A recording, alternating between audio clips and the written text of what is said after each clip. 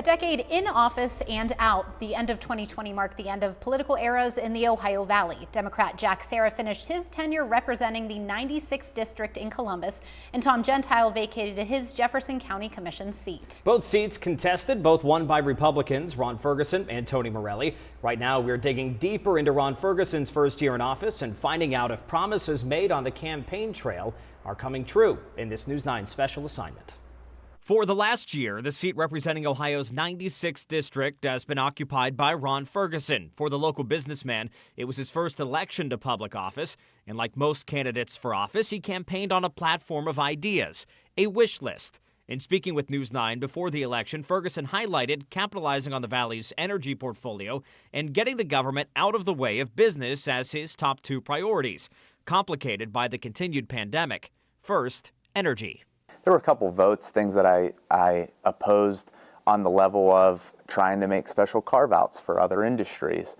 And I think that really what we need is the free market approach, and those were some of the things on energy. But COVID really made that the pressing item of the day, and that's why we really needed to take care of that in 2021. Nothing right now on energy. I think there's really a lot more places. We need to make Ohio a more generally business-friendly. Making Ohio more business-friendly, the other priority Ferguson named heading into his first year in office. What have you done specifically, and what do you plan to do in the near future to do just that?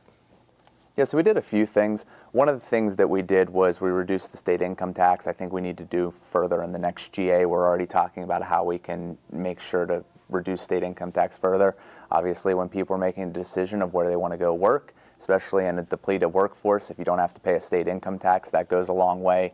We passed some legislation to make sure that should we ever fall into another pandemic, that we don't have this government definition of what an essential business is. To me, an essential business is essential to anybody that's making their livelihood working at that business. And so we shouldn't be picking and choosing.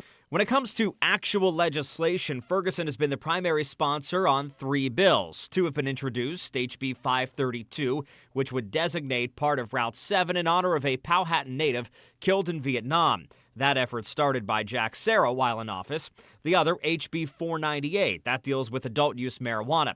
Passed as a primary sponsored bill, HB 392, allowing ambulance transport of injured police dogs. Anytime you get something that's driven from a local perspective where a constituent reaches out to you and you can sponsor that bill at the state level, that's really fulfilling. That's really what a citizen legislature should do. And so it was Police Chief Art Fowler that reached out to me. He's also attached his name to 51 bills as a co-sponsor, multiple dealing with eliminating mask mandates and vaccine requirements.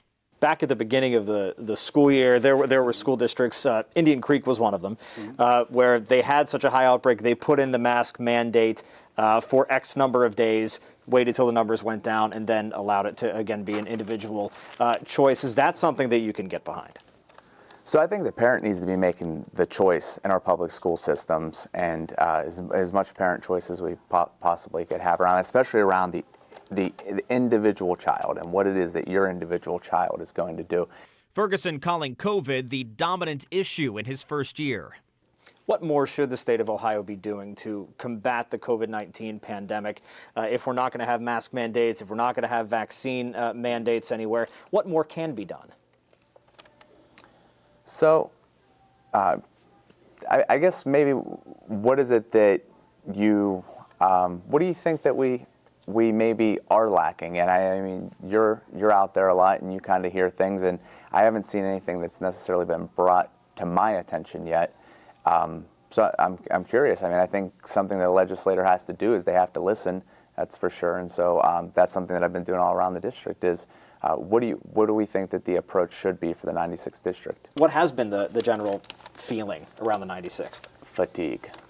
Ferguson also co-sponsoring multiple bills legislating against the teaching of critical race theory and other, quote, divisive issues. Is CRT that you're aware of being taught in school districts in Ohio at this point? Yeah, so in Ohio in general, I've heard of stories of other places, but I don't like to talk just so much in anecdotes. I would say here in the 96th district, there has been a lot of national level training to our local teachers that I've seen firsthand that the teachers have shown to me, where they're being taught to teach these divisive concepts. Now, have they implemented it in the classroom yet? Not that I've heard of, and that's a very good thing, and that's a thing that I think that we should all be united in making sure doesn't happen. Ferguson added his first year in office was everything he wanted it to be. He's also encouraging constituents to reach out to him with any issues. And coming up at 6, we'll have more on Jefferson County Commissioner Tony Morelli's first year in office.